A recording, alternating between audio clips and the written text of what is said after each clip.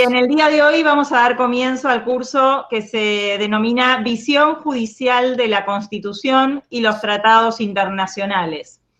El curso está dirigido, su director es el doctor Patricio Maranielo, a quien vamos a tener el honor y el placer de escuchar en el día de hoy, en la primer clase. Voy a igualmente mencionar quién integra el cuerpo docente.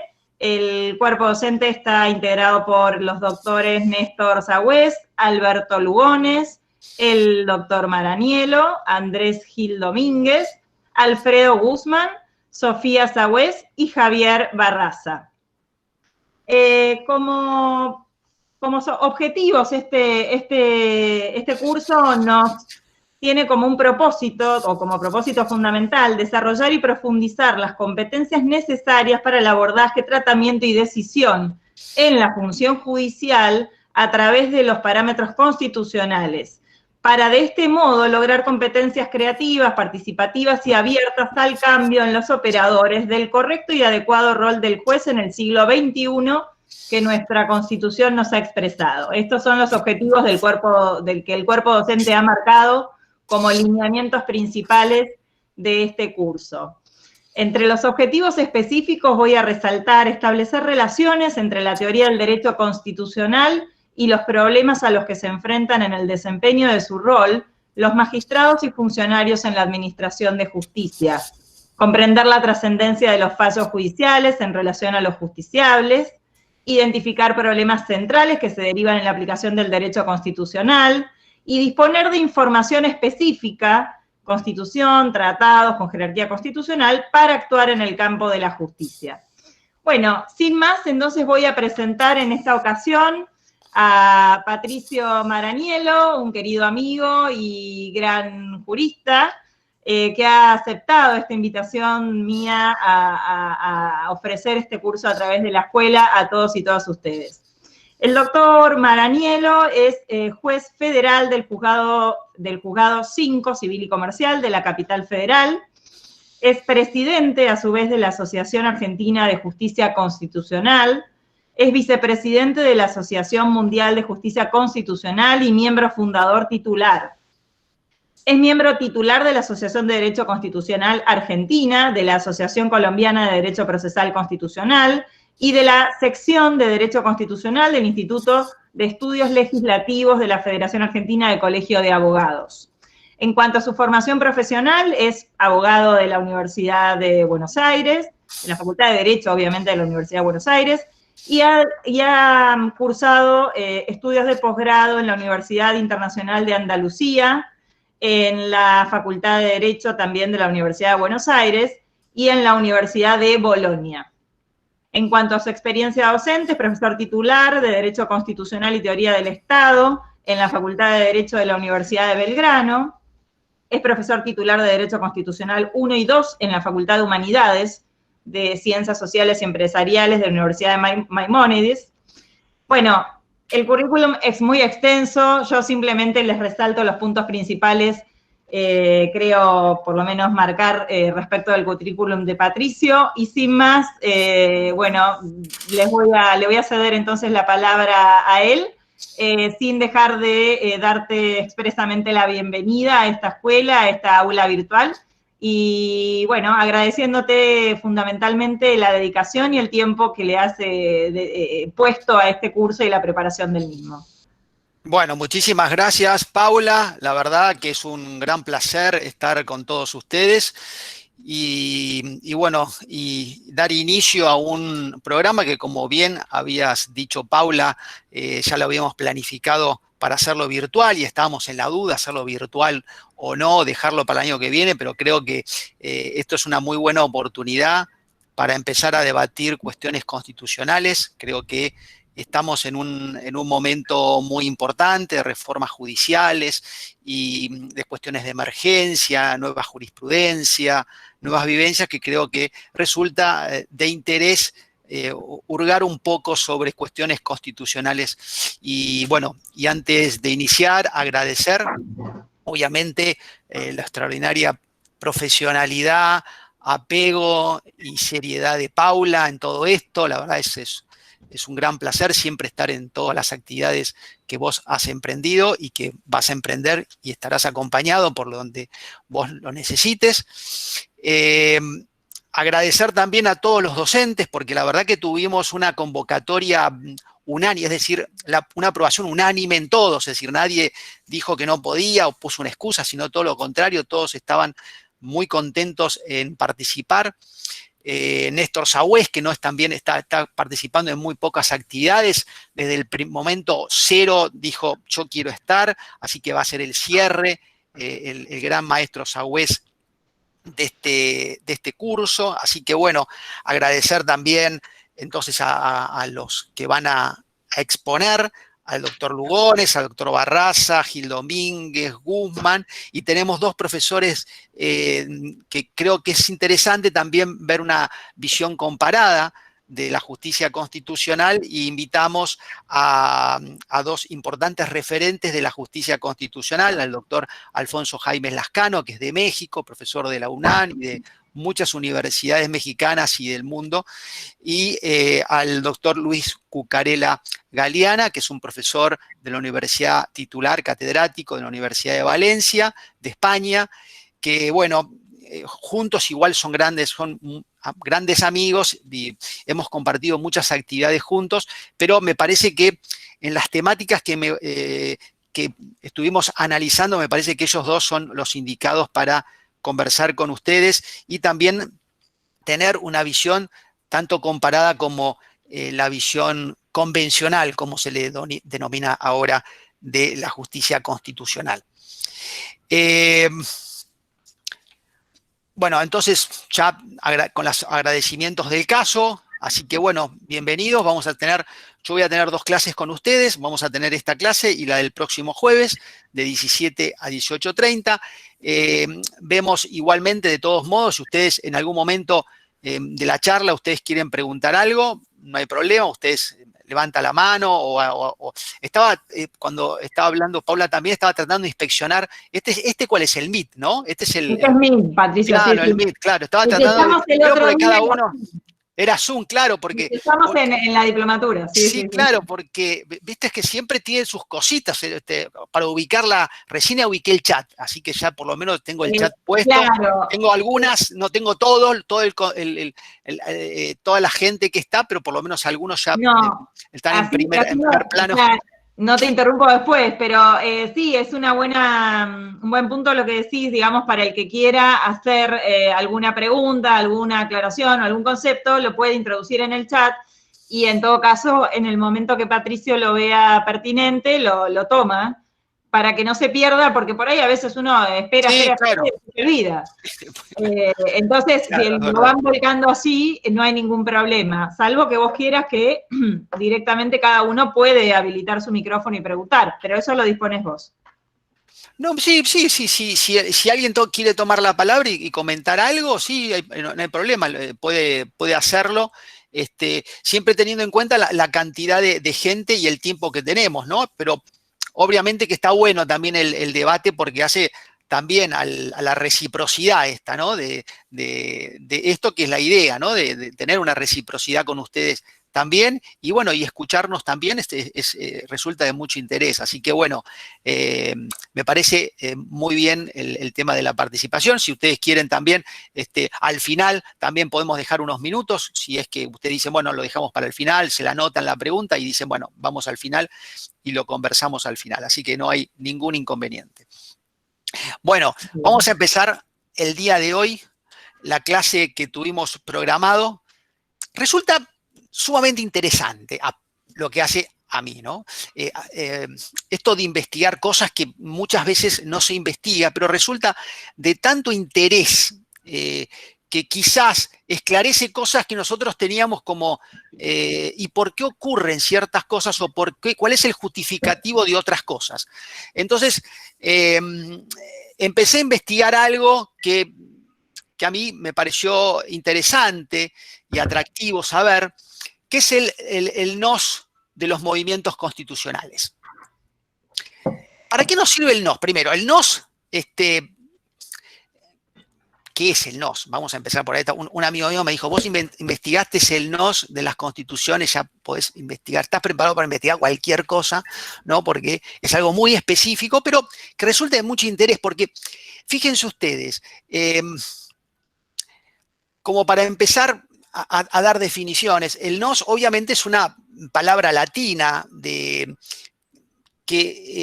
viene del nos y del ego, del yo, del latín, y es un pronombre de la primera persona en género masculino y femenino en número plural, ¿no? Generalmente complementado en su función directa e indirecta en varias oraciones, pero lo cierto es que antiguamente el nos se utilizaba como primera persona en plural, personas de elevada jerarquía, eran reyes, papas, siempre utilizaban esa denominación para establecer no solamente la decisión de la persona que tiene una cierta jerarquía, sino del acompañamiento que resulta esta decisión, ¿no? Pero esto está ligado ¿a qué? Está ligado a la soberanía. Es decir, cuando nosotros empezamos a leer la Constitución, nuestra Constitución empieza con nos. ¿Sí? Nos, los representantes del pueblo, de las provincias argentinas. Entonces, ese nos es el que nos marca la soberanía popular, es la que nos marca en clave cómo existe o cómo se desarrolla constitucionalmente la soberanía. Porque yo les digo a ustedes, a ver, ¿quién es el soberano en la Constitución? O sea, ¿quién tiene el poder? ¿Quién tiene el poder absoluto en la Constitución? Inmediatamente, sin lugar a dudas, ustedes me dicen el pueblo, ¿no? Es decir, el soberano es el pueblo. Y yo les pregunto, ¿lo determina la Constitución esa soberanía o es una interpretación de la Constitución? Bueno, eso es lo que nosotros vamos a averiguar ahora, ¿no? Y además, ¿de dónde nació?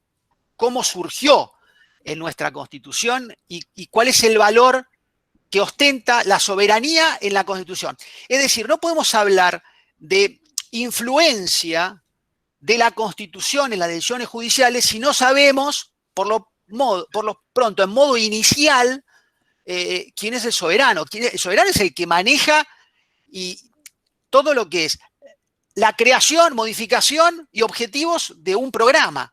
¿Sí? El que tiene el poder de la decisión es el que tiene, obviamente, la determinación de los cambios y de los objetivos. Cuando vamos a interpretar algo, debemos saber quién es el soberano y quién es el que tiene el poder en la decisión, o para quién es la decisión. Entonces, sabemos que el nos significa, es una denominación muy antigua, ¿no? No es una denominación que se use actualmente, pero claro, esto fue tomado de conceptos y denominaciones antiguas, porque en realidad ese nos lo utilizaba, como dijimos, personas con cierta jerarquía en una sociedad. En realidad eran ¿quiénes? Los papas, o el papa, los reyes, los señores feudales, es decir, en la antigüedad ese no siempre lo utilizaban ellos. Acuérdense, como una cuestión de que para no hacer una decisión totalmente autoritaria o que parezca de ese modo, acompañaban el no, como que la decisión era de todos, ¿no? Y en realidad era de la persona. Era la rara mezcla entre decir esto lo determino yo porque lo quiero determinar, y por el otro lado, en realidad lo tomo, pero porque otros me acompañan, ¿sí? Esa es la decisión del nos, utilizada en las constituciones. Después tenemos que ver cómo fue el nacimiento de la soberanía popular en los movimientos constitucionales. Decimos que tiene un nacimiento jurídico expresado a través de los fueros españoles y la Carta Magna del siglo XI y siglo XII. Ahí nosotros tenemos esa determinación, porque también podemos decir la soberanía también nace de las revoluciones constitucionales de Estados Unidos y de Francia, pero fue movimiento social-económico, es decir, había un descontento social y también una cuestión económica que trajo aparejadas las revoluciones. Pero a nivel jurídico también podemos decir que el primer instrumento donde se determina la soberanía popular es la Carta Magna Inglesa. La Carta Magna Inglesa es muy rica, pero es muy efímera. En realidad, casi que ni existió la Carta Magna. Es decir, trascendió por su contenido, por la madurez del momento y por lo dicho de la Carta Magna. Pero lo cierto que la Carta Magna fue firmada el 12 de junio del año 1215. El sello oficial, el sello del rey, fue el 15 de junio. El 15 de junio del año 1215 tiene el sello real. ¿Saben cuánto duró la Carta Magna inglesa? ¿Cómo perduró en el tiempo? Bueno, fue derogada el 28 de agosto de ese mismo año. Es decir, fue incumplido por todos los que lo firmaron. Y nulificada incluso, porque acuérdense que cuando todo valor que iba más allá de lo que determinaba el rey, porque en este caso era la Carta Magna, iba más allá de la determinación del rey, porque lo firmaron, acuérdense, los varones. En realidad, la denominación exacta de la Carta Magna inglesa son los artículos de los varones, que eran los que verdaderamente impulsaron esta Carta Magna, le sacaron al rey los derechos para ellos. Y lo cierto es que esta Carta Magna, diseñada por un arzobispo, fue derogada por un papa que se llamaba Papa Inocencio. Inocencio era el papa que derogó esa Carta Magna en agosto de ese mismo año. Después fue reformulada, porque eso, ¿qué trajo aparejado esta carta? La carta trajo aparejada la Guerra de los Varones. La Guerra de los Varones que en realidad se aliaron con los herederos de la monarquía francesa y tomaron Inglaterra por 16 meses. Eso trajo que la caída del rey y, por supuesto, una nueva decisión monárquica para determinar la reformulación de la Carta Magna. Esto es muy rico. Nosotros lo conocemos principalmente porque es el que crea el debido proceso legal. No puede haber detenciones sin juicio y sin norma, y el impuesto del mismo modo, el principio de legalidad surge de aquí, de la Carta Magna, por eso tiene la trascendencia, pero en realidad tiene estos problemas de vigencia, esta Carta Magna inglesa. Otra cuestión que quiero dejarlo como, si me permite, como un obiter, pero que me parece sumamente interesante, es que la Carta Magna inglesa es crea el primer tribunal constitucional del mundo. En esta Carta Magna hay un artículo que es sumamente interesante, que es el 61. El 61 se llamó cláusula de seguridad. Era el tribunal de los 25 varones. ¿Saben lo que hacían los 25 varones creados por la Carta Magna inglesa? Controlaban las decisiones del rey. Incluso podían derogar las decisiones del rey cuando estaban en contra de los ciudadanos, pero el ciudadano era justamente en contra de los varones, ¿no? Ese era... y ahí creaba la posibilidad de derogación. Entonces, la Carta Magna tenía un nivel de constitución, porque era la norma más importante para Inglaterra, pero que además el custodio de esa carta para que se cumpla esta supremacía eran los varones. Y era un tribunal formado por 25 varones, que incluso podían derogar todo lo que determina el rey, lo único que no podían es poner preso al rey ni quedarse con los bienes del rey. ¿Sí? Eso es la única limitación que tenía. Pero bueno, eso se lo digo como forma de obiter, que resulta de sumo interés la Carta Magna inglesa del año 1215. Después, obviamente, vinieron las revoluciones constitucionales. En fin, tenemos mucho. Yo puedo subir algo acá, ¿no? Sí. Ay, espera. Sí, ¿me escuchan? Sí, ¿cómo es? Sí, ¿Cómo era? ¿vos aquí para hacer la presentación? Sí, algunas presentaciones. Yo digo presentación ahora, yo para no abrumarlos quizás con muchas filminas, pero yo le voy diciendo y pongo una. Ahí abajo a la derecha donde dice presentar ahora. Ok. ¿Toda pantalla o una ventana? ¿Vos estás ahí? Sí. Donde dice presentación. Una ventana. Ahí está explicando Jorge. Una ventana. Ok. Aquí está. Acuérdese que primero tiene que tener el PowerPoint preparado, allá abierto. Sí.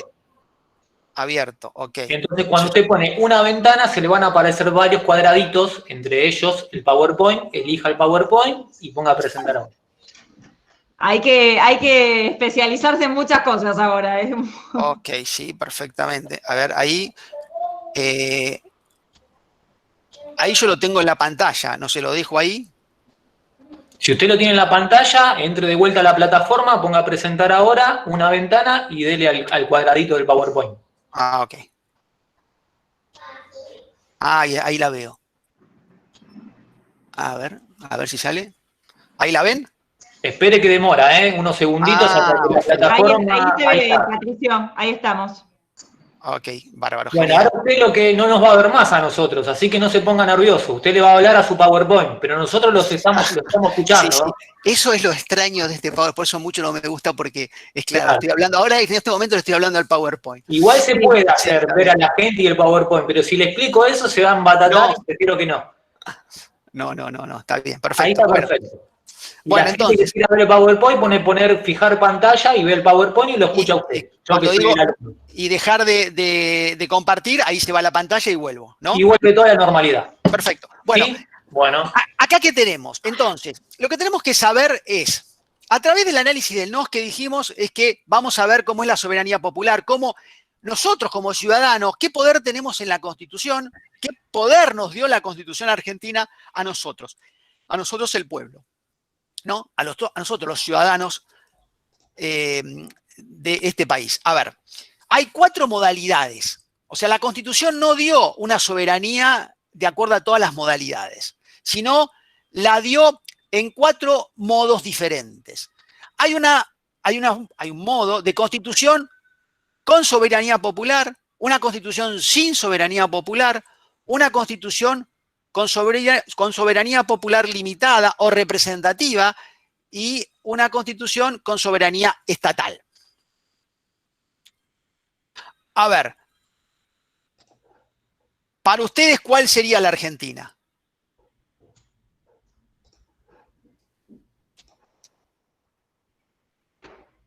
Cualquiera, el que quiera contestar. Una constitución con soberanía popular, una constitución sin soberanía popular, una constitución con soberanía popular limitada o representativa, una constitución con soberanía estatal. La primera. La primera, muy bien. ¿Alguien dice otra cosa más? Ahora vamos a ver cómo tiene, cada una tiene, voy a determinar qué país lo tiene, qué país lo ostenta, ¿no? La primera, constitución con soberanía popular. La Constitución de Perú, por ejemplo, dice, obedeciendo el mandato del pueblo peruano y recordando el sacrificio de todas las generaciones que nos han precedido en nuestra patria, ha resuelto dar la siguiente constitución. Es decir, el pueblo da la constitución. La Constitución de Colombia, por ejemplo, dice, el pueblo de Colombia, en ejercicio de su poder soberano, acá está bien claro, no solamente hace la constitución, sino también lo que hace es da un poder soberano para el ejercicio de la Constitución. Después viene la Constitución norteamericana, We of the People, es decir, nosotros el pueblo, con fin de la unión perfecta, etcétera, etcétera. La Constitución de Estados Unidos de 1787, la Constitución de Ecuador, ya un poco más con claves de inclusivo, con nombres incluso nosotras y nosotros, el pueblo soberano del Ecuador, reconociendo nuestras raíces milenarias y demás. Acá lo interesante también de esta constitución que le da el rol a la Pachamama, ¿no? Es decir, a la tierra, la tierra le da un poder y le da una facultad como derecho propio a la tierra, no como un derecho que tienen las personas hacia la tierra, sino la tierra tiene su derecho propio. Es algo muy significativo en lo que hacen las constituciones. En Europa, por ejemplo, tenemos la Constitución de Francia de 1848, cuando dice en presencia de Dios, en nombre del pueblo francés, la Asamblea Nacional proclama. Y la soberanía reside en la universalidad de los ciudadanos franceses. Acá vemos claramente que está. En la Constitución italiana del 47, todas estas... obviamente que en su parte respectiva sigue vigente. La soberanía acá apartiene al pueblo, es decir, pertenece al pueblo, ¿no? Como titular de la soberanía. La Constitución española, que en realidad no estaba en el preámbulo, ya estaba directamente también en el 1, como lo tiene la Constitución italiana, el Estado social y democrático de derecho que promulga como valores superiores de la libertad, el pluralismo y demás, y en el inciso 2 del artículo dice la soberanía nacional reside en el pueblo español, el que emana a partir de ahí todos los poderes del Estado.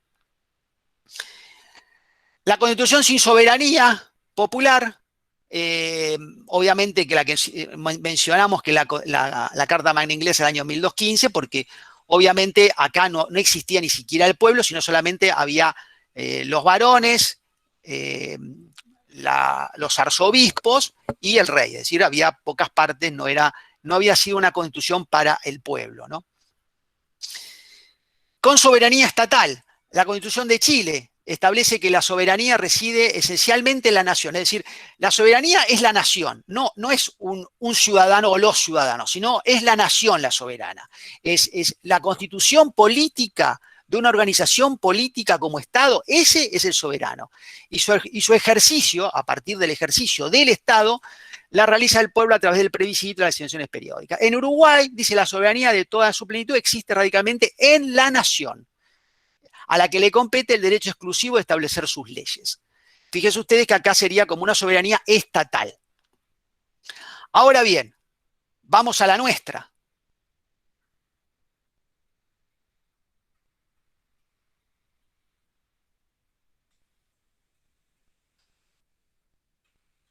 ¿Ahora me ven? Ahí dejé Bueno, hasta ahí nosotros que teníamos, justamente decíamos que existía, vieron el gran panorama. El panorama era una constitución que no tenía soberanía, otros tenían una soberanía a más determinado, no solamente la creación, sino el ejercicio, la determinación de esa soberanía a través del voto y demás. Y después teníamos otra que decía del Estado, que situaba todo en un Estado, o sea, se creaba un Estado y a partir del Estado nacía todo el resto, o sea, el pueblo con el voto y demás. Pero ¿qué ocurre? Nuestro país, les voy indicando que dice otra cosa. Está dentro de la llamada Constitución con soberanía popular limitada o representativa, porque fíjense ustedes que el nos no dice nosotros el pueblo, sino nosotros, los representantes del pueblo de la nación. ¿Sí? Es decir, no lo establece en el pueblo. Entonces dice, bueno, pero puede ser que si dice representante, los representantes son, son ciudadanos, son personas, el pueblo, o sea, ¿quiénes son los representantes? Los representantes son personas que representan al pueblo. Entonces, ahí decimos, bueno, no importa, porque si bien es copiado de la Constitución norteamericana, Will of the People, acá habla hay una palabra clave que en realidad se diferencia, porque dice los representantes. Entonces dicen, bueno, pero podemos interpretarlo de diferente modo, pero el 22 quizás ahí nos termina de esclarecer esta cuestión, porque dice que el pueblo no delibera ni gobierna sino por medio de sus representantes y autoridades creadas por esta Constitución.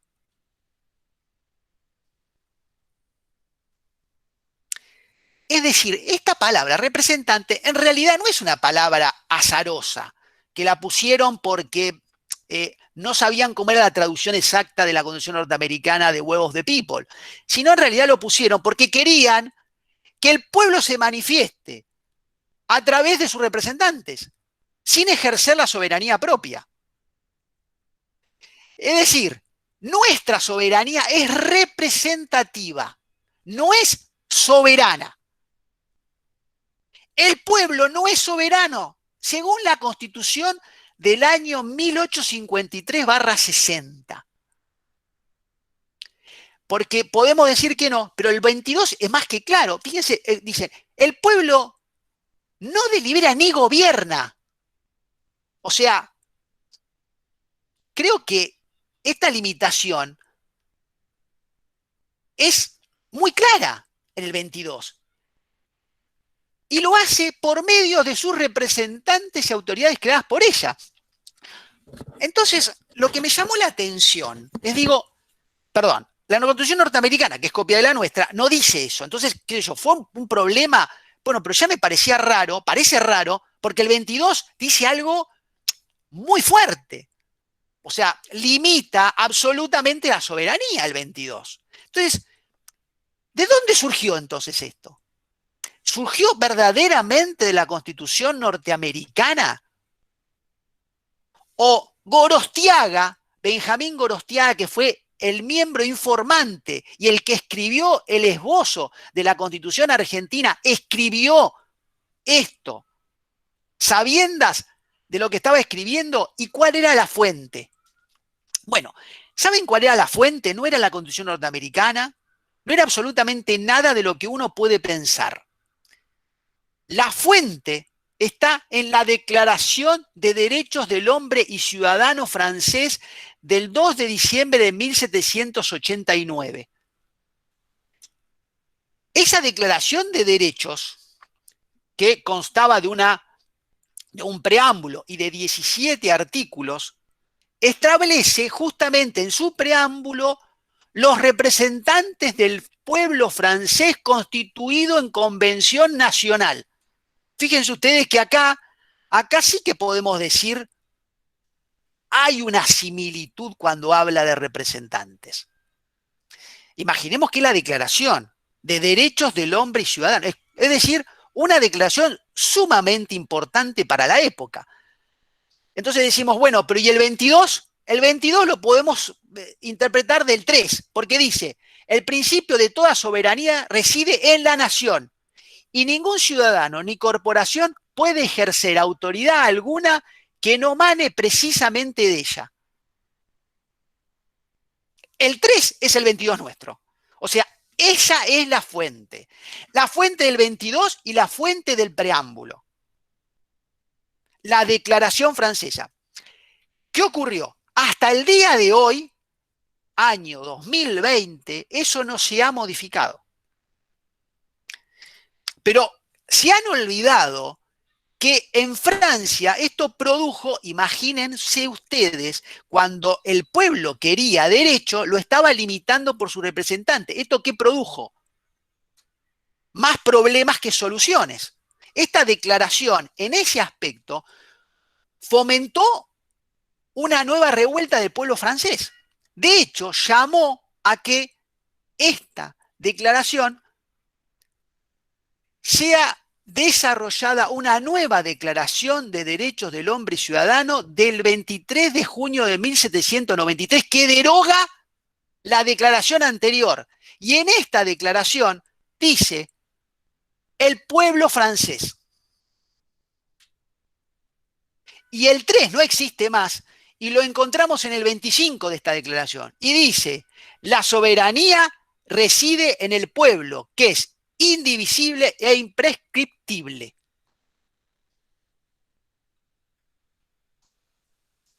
Fulminante. ¿Qué ocurre? Nosotros no lo tenemos. Lo modificaron en la declaración. En realidad, este preámbulo, esta palabra de representatividad en el preámbulo y en el artículo 22 no existe ninguna constitución del mundo. La única que la tenía es la declaración y ya fue derogada. Con lo cual, nosotros tenemos un problema de soberanía popular de base, que no nos hace soberanos absolutos, sino por medio de los representantes. Es por ello que se inicia este inconveniente, donde los representantes tienen más poder que el pueblo mismo.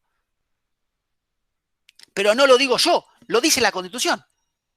Este es el primer problema que encontramos en nuestra Constitución. Ahora bien, para no ser tan pesimista, yo les tengo que dar un mensaje alentador.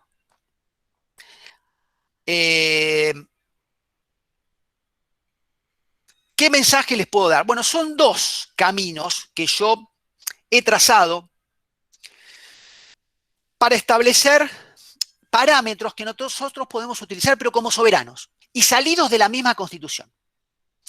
En primera medida, ¿saben cuál es el artículo clave para que nosotros como soberanos podamos ejercer nuestros derechos? Pero como soberanos no necesitamos representantes para ejercerlo. ¿Saben cuál es el artículo de la Constitución que lo determina? A ver. ¿Quiere habilitar el micrófono? Habilita el micrófono si quiere, así.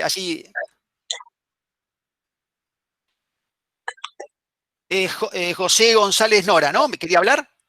Ahí está, ahí. Porque yo no la puedo, perdóname, yo no la puedo habilitar, José. A ver, Patricio. Sí, ¿yo lo puedo habilitar? ¿Quién quiere hablar? José González Nora. Bueno, José, lo que tiene que hacer, porque nadie tiene que habilitarla, ella misma se tiene que deshabilitar. Ahí está, listo, gracias, Paulita. Gracias, Paulita, perdóname la molestia. Decime, dale, José. Por favor. Decime, José. No se te escucha. Habilitalo. No lo tenés habilitado. Ahora Hay que hacer el clic en el microfonito. Ahora sí, dale. Más fuerte. 40, artículo 40. ¿40? 40, ¿por qué? ¿Por qué 40? Porque estamos en la consulta popular, la iniciativa popular. Ah, no, pero para. Primera cuestión. No, no expliqué algo que es muy importante. Yo estoy hablando de constitución histórica, después vamos a la reforma, pero sin perjuicio de ello, es muy buena lo que estás diciendo. Ahora entendí lo que está. Vamos por parte. Yo igual lo iba a decir un poquito más para adelante, pero no está mal adelantarnos. Muy bien, José.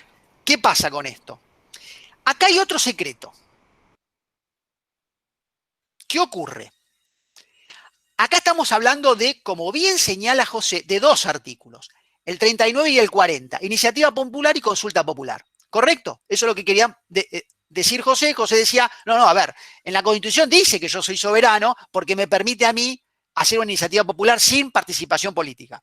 Ahí voy directo, que está muy bien. Acá, primera cuestión, que también está bueno decirlo. La Constitución argentina tiene dos tipos de democracias. Después del 94. Antes del 94 tenía solamente una que era indirecta y representativa, ¿correcto? Incluso surgía lo de representativa por lo que estuvimos todo hablando, la representación. La democracia representativa, más sesgada en esto que acabamos de hablar. Ahora bien, después del 94 incorporó una nueva democracia, pero no es que quitó la anterior, sino se la agregó. Es como cuando el 14 bis le agregó los derechos sociales. ¿Sí? El 14 bis, ¿qué hizo? ¿Transformó la constitución liberal argentina en una constitución social? No. Incorporó derechos sociales, que no es lo mismo transformar una constitución social. ¿Sí? Me siguen este razonamiento. Democracia lo mismo. No es que esto modifica la democracia y modifica la soberanía, sino le incorpora un nuevo tipo de democracia. Uno nuevo, que no existía hasta ese momento. ¿Cómo se llama esta democracia? Se llama democracia participativa. Pero ¿cuál es la cuestión, el secreto? No es tan secreto, pero primera cuestión. La democracia participativa tiene un problema, tiene varios problemas. En nuestro país tales son esos problemas que no hubo nada. Díganme qué iniciativa popular o qué consulta popular hubo. Nada. ¿Qué pasa con esto? Pero sin perjuicio de esto, de la ejecución, no importa esto, porque en realidad, ¿saben por qué no funciona la democracia participativa en nuestro país? Que es una cuestión totalmente anecdótica, porque los temas que se ocupa principalmente la democracia participativa están prohibidos. ¿Qué está prohibido? Materia penal, tributaria, reforma política, es decir, lo que el pueblo quiere reformar, es decir, hay un impuesto y dicen, bueno, yo quiero, no se puede. Entonces, quiero elevar las penas, bajarla, no sé lo que quiero, no se puede. Que eso es lo que moviliza la democracia participativa. Los países se movilizan a partir de los elementos que están prohibidos. Eso es el primer problema que tiene. Segundo, obviamente, la cantidad de votos necesarios o de firmas necesarias para ello. Pero sin perjuicio de ello, si supongamos que funcionaría todo perfecto, acá no hay una soberanía popular. ¿Pero por qué le digo esto? Hay una parte nada más. Porque la democracia participativa, el pueblo participa directamente en solo una parte de la decisión política. Nada más. Reemplaza una parte. ¿Qué quiero decir con esto? Supongamos una ley, que es la máxima expresión del órgano político, tiene cámara iniciadora y cámara revisora. No importa si sea diputado o senador, no importa. Cámara iniciadora. La cámara iniciadora, ¿cuál sería cuando hay una democracia participativa? La iniciativa popular. Pero ¿qué ocurre? Después de la iniciativa popular está la cámara revisora. No es que no hay Cámara. Solamente reemplaza una etapa del proceso participativo y de la decisión política. Y cuando hablamos de consulta popular, ¿a quién reemplaza? A la Cámara Revisora. Pero vuelve a la legislatura, con lo cual no hay una democracia absoluta. ¿Sí? Pero eso también nos vino bien para refrescar estos conceptos de democracias. ¿Sí? De democracia. En la democracia argentina existe una democracia participativa, en fin, está muy bien, pero recuerden esto, que solamente reemplaza una etapa de la decisión política, no toda la decisión política. No hay una democracia participativa total. Incluso hay algunas constituciones provinciales o de la Ciudad Autónoma de Buenos Aires que hay otras herramientas participativas, como por ejemplo el presupuesto participativo. Pero ¿qué hace? ¿A quién reemplaza?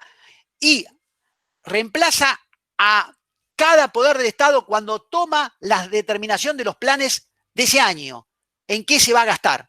Y el pueblo participa en una audiencia pública donde dice, yo creo conveniente gastar en esto, esto y esto. Punto. ¿Entienden? Pero no reemplaza, no es que por votación popular sale presupuesto. No se excluye el procedimiento. Ahora bien, vamos ahora, pero muy bien la acotación, José. ¿Alguien más quiere decir algo? Perdón, no sé Verónica. si me escuchan. Sí, te No, escucho. cuando se analiza el principio de supremacía constitucional entre las normas que hay que tener en cuenta, está el artículo 27, y de acuerdo a lo que decía Vidal Campos, me acuerdo de los principios del derecho, ahí sí, para interpretar cuáles son esos principios de derecho de los que se habla cuando se estudia el artículo 27, es el 33, que precisamente habla de la soberanía del pueblo y la forma republicana de gobierno. Ahí estamos más encaminadas. Pero bueno, el 27 es un artículo muy importante, el 27. ¿Saben por qué primero, el 27, ¿sabe a qué nos lleva? A efectuar análisis de los tratados internacionales.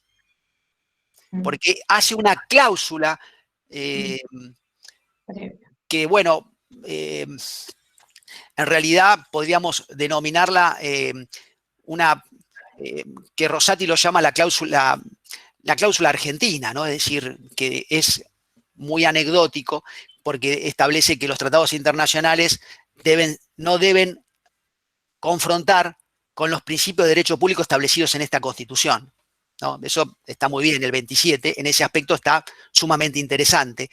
Además, es el único artículo que obliga a hacer algo a un poder político del Estado. Obliga a suscribir tratados de paz y comercio. Además, de paz. Imaginemos que acá empieza y nace los tratados de derechos humanos a la paz, ¿no? Como una obligación de parte del Estado. Aparte del comercial, que era para hacer un plan económico y para poblar la Patagonia y demás. Lo cierto que había un plan de paz para la Argentina, ¿no? Y para el mundo. Porque cuando se firma un tratado ya no es para la Argentina solo. Pero más al 33. El 33 es un artículo sumamente interesante por varios aspectos. Primero que, bueno, obviamente no fue una creación argentina. El nacimiento es de la enmienda número 9 de la Constitución norteamericana del año 1799, los famosos Bill of Rights de la Constitución norteamericana, que son las 10 enmiendas que acompañaron a la Constitución, porque en realidad la Constitución norteamericana se tiene que estudiar por la parte, los 7 artículos y después las enmiendas que hacen el conjunto de la Constitución norteamericana, porque no hay derechos ahí, no hay garantías, ahí surgen todas las enmiendas. Nosotros lo tomamos de la enmienda número 9 de la Constitución norteamericana, este artículo 33, y nació como una gran discusión en el seno de la Comisión Reformadora. Fue una discusión de Bartolomé Mitre y Esteban Seguí. Esteban Seguí fue el primer gran procesalista argentino, catedrático de Derecho Procesal, que dijo que no era necesario el 33 porque todo lo prohibido está permitido, y esto hace a que todo el mundo tiene todas las cuestiones como implícita, porque todo lo que no está prohibido está permitido. Entonces, el derecho implícito en realidad no tiene sentido, le dijo a Bartolomé Mitre, que fue el impulsor que lo sacó de la enmienda 9 y fue el que dijo, acá hay que poner la cláusula implícita de la Constitución. En la cláusula implícita de la Constitución, acá nosotros lo que tenemos es que aquí existe una soberanía total del pueblo. Es la única cláusula de la Constitución que el pueblo ejerce el poder directamente, sin intermediarios. Pero ¿saben cuándo lo ejerce? Lo ejerce cuando no dice más nada la Constitución. Cuando la Constitución no dice, pero el pueblo lo necesita, la soberanía del Estado, del pueblo, es absoluta y directa. Eso sí, lo que no puede alterar es la división de poderes, el sistema republicano, que incluso es lo único que le agregó. Bartolomé le agregó solamente a esto, que es muy parecido a lo que nosotros tenemos en el 33, es muy similar, porque dice, no por el hecho de que la Constitución enumere ciertos derechos, dice la Constitución norteamericana, ha de entenderse que niega o menosprecia a otros que tiene el pueblo. Es decir, el pueblo tiene un montón de derechos, que no significa que no, que si no surge la Constitución lo sigue teniendo el pueblo. Entonces, y los puede ejercer. Ahora te doy la palabra, Vero, así termino esta idea. Acá lo que tenemos que tener en cuenta son cuestiones. Que acá, ¿qué surge? La soberanía, pero para dos cuestiones, es sumamente importante. El pueblo lo ejerce derechos que no están en la Constitución, ¿sí? Pero los tiene el pueblo, los necesita el pueblo, entonces los ejerce porque no le dio esa posibilidad al Estado de hacerlos, sino se los retuvo porque los quiere ejercer él. Pero algo más importante, las garantías. Las garantías implícitas. Porque claro, nosotros tenemos un derecho. ¿Y cómo lo ejercemos? O sea, no hay posibilidad de ejercer un derecho si no tenemos la herramienta. O sea, nosotros creamos un derecho. Listo, que nace la soberanía del pueblo. ¿Cuál es la garantía? Bueno, la garantía es la que va a crear el pueblo. De hecho, ahí surge luego las garantías constitucionales con Siricot y demás, porque todo derecho constitucional debe ser ejercido. Esto es un principio básico del derecho constitucional más moderno que la fuerza normativa de la Constitución. La Constitución tiene su propia fuerza, no necesita una norma que ejecute. O sea, las normas programáticas y operativas no existen más. No existen normas operativas y programáticas. Ya todas son operativas. No necesita otra norma para poner en ejecución. ¿Sí? Y tampoco lo necesita, esto menos aún las garantías implícitas, porque si no estaría limitando, si yo tengo derecho y no tengo la garantía, es como no tener el derecho. No poder ejercer, porque no tengo garantías, no tengo la herramienta para ejercerlo, entonces no tengo derechos. Esto es algo clave. Y la Constitución lo ha dicho, lo ha acompañado, porque dice derechos y garantías. No solamente se centra en derechos. Y, a ver, ustedes dicen, ¿y para qué nos sirve todo esto? Miren, bueno, yo escribí un artículo que estuvo muy en contra de lo que se llama medida autosatisfactiva, pero yo le voy a decir por qué estoy en contra, porque en realidad no son medidas autosatisfactivas, sino son acciones autosatisfactivas, no son medidas. Medidas cuando yo tomo, ¿qué significa medida? Yo tomo algo para después tomar otra cosa, si no, no es una medida, es una acción. Bueno, este mismo criterio, yo después si quieren se los paso. Estuve analizando, en el caso de Bustos, la Corte dijo que era una herramienta que no podía nunca utilizarse, ¿no? Que además ya lo dijo la Corte en numerosos antecedentes, y que ahí cita un montón de fallos. En ningún fallo habla de autosatisfactiva. Ninguna. O sea, los que cita como que deniega la autosatisfactiva, en realidad ni siquiera la acción es autosatisfactiva. Ni siquiera es una acción autosatisfactiva. Los últimos casos, ¿saben cómo hace la Corte habitualmente? Le llega la medida autosatisfactiva, no dice nada, hace silencio, no dice que está bien, que está mal, que es un desastre, que en realidad es algo caprichoso, que el derecho procesal es inadecuado. ¿Saben lo que dice? Esta medida innovativa, o sea, una medida innovativa, o sea, la califica como una clase de medida innovativa. Es fabuloso. O sea, medida innovativa, una autosatisfactiva. O sea, es una acción autosatisfactiva. Por eso, generalmente, en la mayoría de los casos, cuando me llegan con medidas autosatisfactivas, yo lo transformo en una acción autosatisfactiva. ¿Por qué? Para que no haya medida. O sea, no haya una posibilidad de que después diga, usted no cumplió con esta medida. Porque tiene que, si tomó una medida es porque va a tomar otra, sino ¿qué medida tomó? O sea, tomó una acción, tomó una decisión. Y no tiene que volver, o sea, si no sería limitado, imaginemos que después se vuelve todo atrás. Es un gran lío esto de medidas autosatisfactivas. Pero ¿a qué voy con esto? Bueno, obviamente que Entonces hay que ubicarlas. ¿Dónde lo ubicamos las medidas autosatisfactorias? Porque decimos, en el Código Procesal no están, ¿cierto? Por lo menos el federal, ¿no? No estoy hablando del Código Procesal de provincia. En el Código Procesal de la Nación no está, no existe. No, la medida autosatisfactiva, ni acción autosatisfactiva. Entonces, ¿de dónde surge? Bueno, tenemos que hacer este ejercicio. Nacen de las acciones urgentes. Las acciones urgentes tienen un género, acciones urgentes. Y ahí derivan las acciones específicas, como es el amparo, por ejemplo. ¿Sí? Ahí surgen todas. Y acá entra la acción autosatisfactiva. Pero entonces, ¿y cuál es de dónde surge? Si no surge el Código Procesal, ¿de dónde surge? Adivine de dónde surge. Del 33. Las acciones urgentes que nacen del pueblo porque no está la norma. Y entonces la retiene el pueblo. Si no la tiene la norma, la tiene el pueblo, que necesita esa acción. Además del derecho implícito. Porque imaginemos que tampoco existe el derecho a la vida. Y el derecho a la salud tampoco existe. A ver, ustedes van a decir, no, pero el artículo 42 de la Constitución pero habla como usuario y consumidor. Lo que lo esclarece es el tratado. Que eso, yo ni siquiera me metí en tratados porque es un tema que voy a desarrollar ahora, que es un tema sumamente importante. Cómo funcionan los tratados internacionales, que ahora lo vamos a ver. A ver, perdóname, Vero, ¿vos me ibas a decir algo?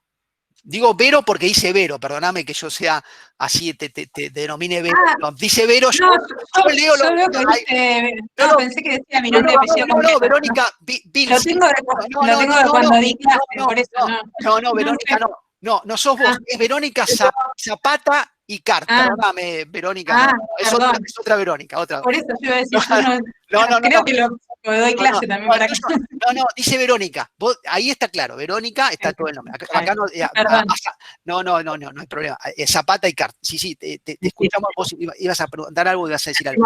Claro, lo que pasa es que al seguir charlando ya te me adelantaste lo que quería decir. Creo que el artículo 21 es un indicador importante, ¿no? La obligación de armarse en defensa de la patria, ¿no? Y de la Constitución como obligación moral del ciudadano.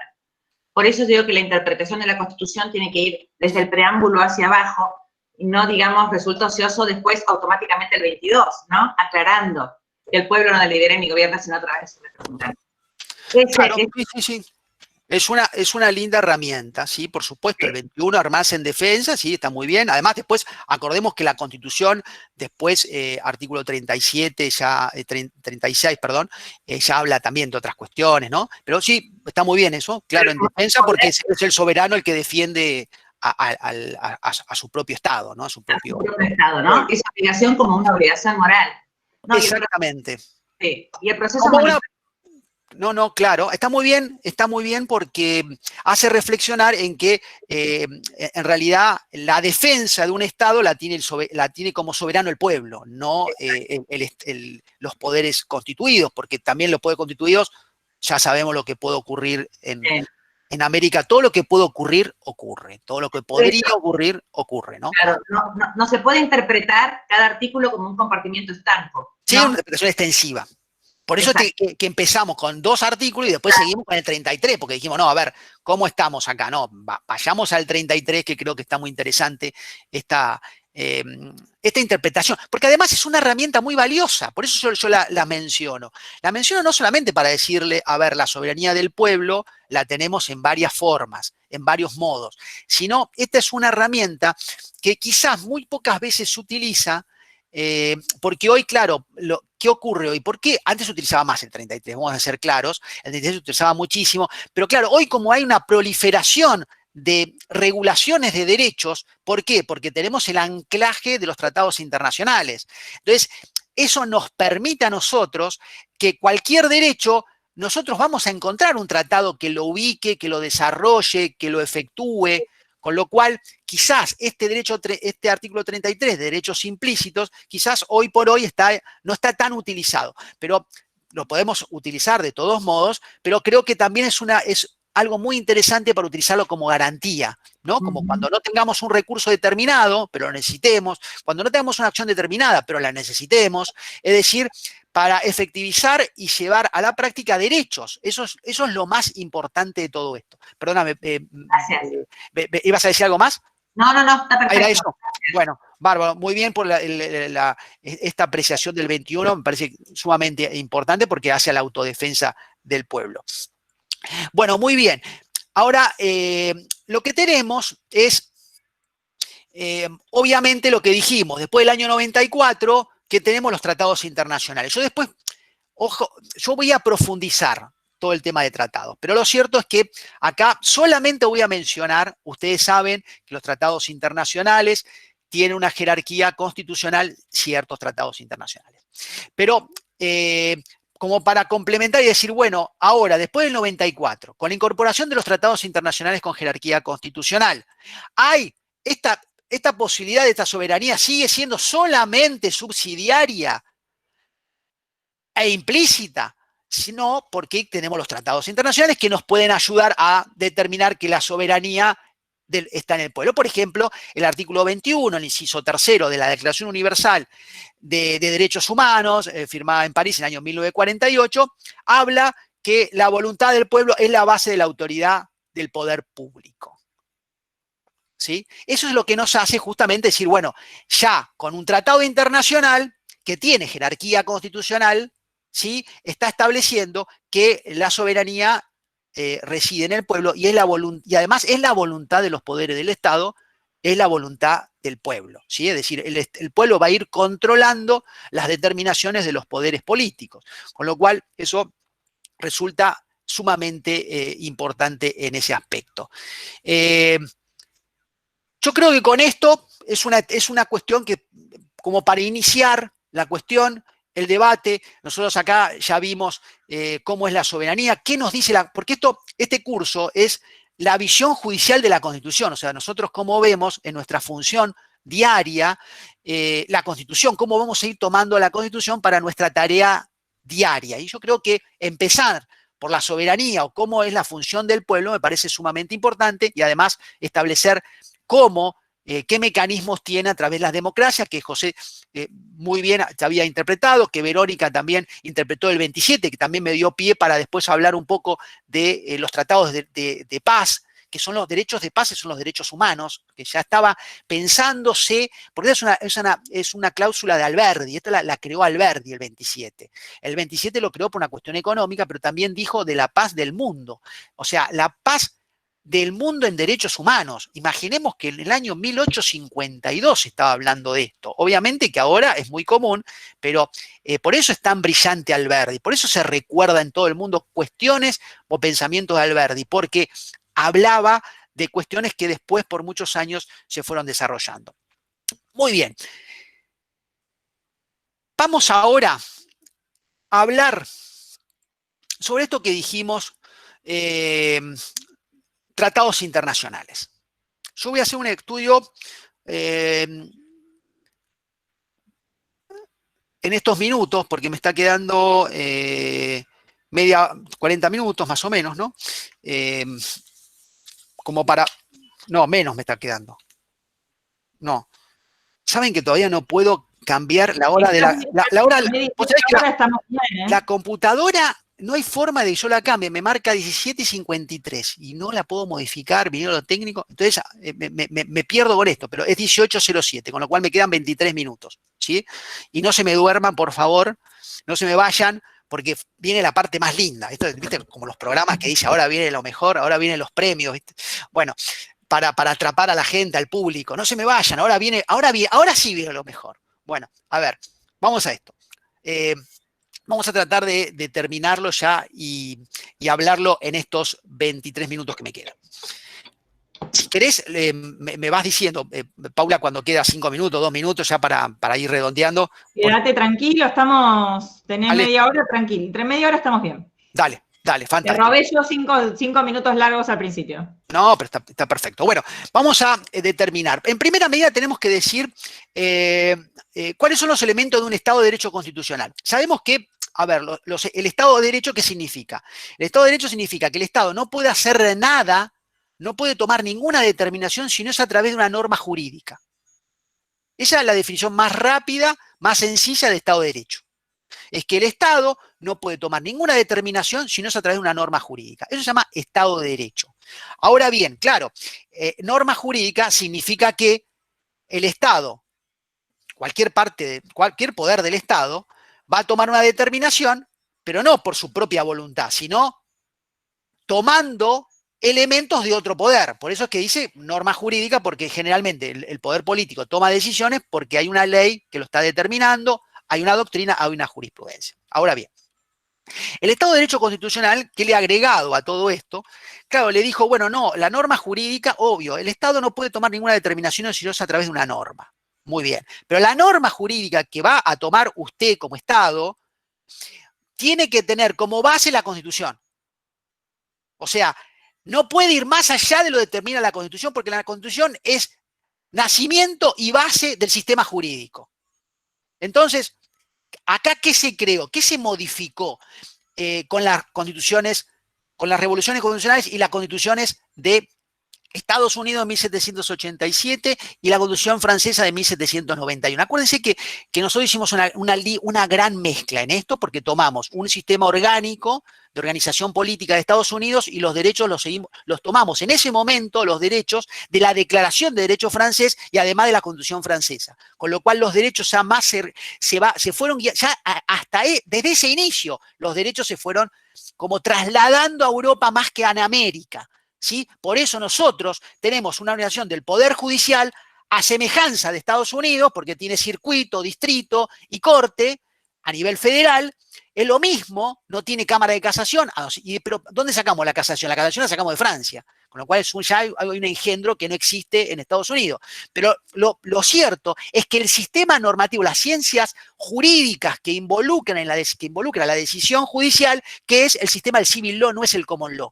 Nosotros no seguimos el common law, seguimos el civil law del modelo francés, del modelo codificador francés, del movimiento codificador napoleónico, donde todo tenía que estar en una norma. ¿Pero por qué tenía que estar todo en una norma? Porque en Francia consideraban a los jueces como autómatas, es decir, tenía que aplicar la norma, no podía decir más nada.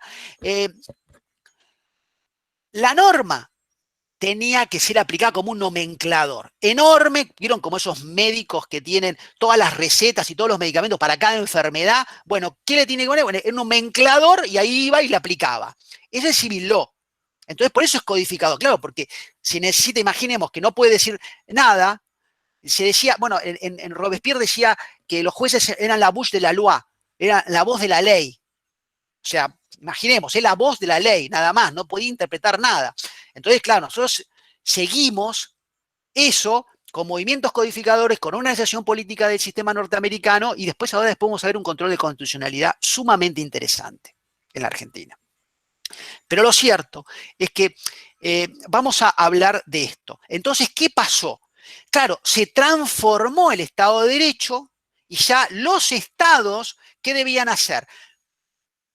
Todo a través de una norma, pero basado en la Constitución. Eso se llama Estado de Derecho Constitucional. Eso después fue avanzando en las nuevas constituciones de la posguerra, la post-Segunda Guerra Mundial, y le incorporó valores.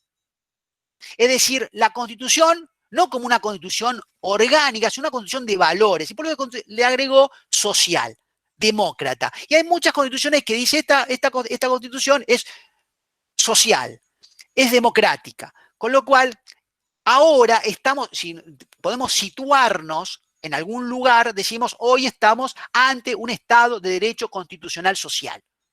¿Sí? Pongamos un punto, porque si no, esto va a ser muy largo y da para mucho más, obviamente, ¿no? Pero situémonos ahí. Entonces, como para ir terminando, nosotros decimos, bueno, los elementos, vamos a definir los elementos del Estado constitucional. 1, instrumento jurídico. Procedimiento de reforma especial y una jerarquía cimera. ¿Qué significa esto? El instrumento jurídico escrito es la Constitución formal de tipo racional normativa, como la que tenemos nosotros, un procedimiento de reforma especial, una rigidez del sistema para modificar la Constitución, que no se modifique como una norma, como una ley o una norma común, sino que tenga un procedimiento especial, y una supremacía constitucional.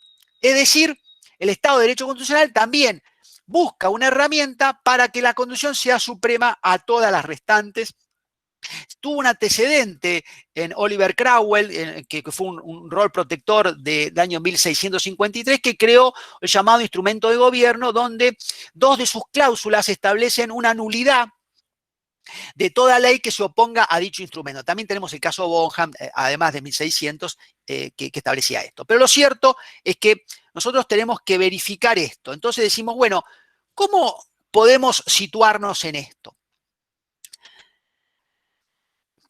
Nosotros en la Constitución decimos que los tratados internacionales forman parte de la Constitución. Ya en la Constitución, además, creo que fue citado el 31, acá mismo, ya mismo el 31 ya cita los tratados internacionales, y la Constitución ya histórica, ¿no? Ya situaba los tratados, con lo cual los tratados existían en el sistema jurídico argentino. Entonces, ¿qué es lo que cambió entonces? A ver, ¿qué cambió de la Constitución histórica a la actualidad?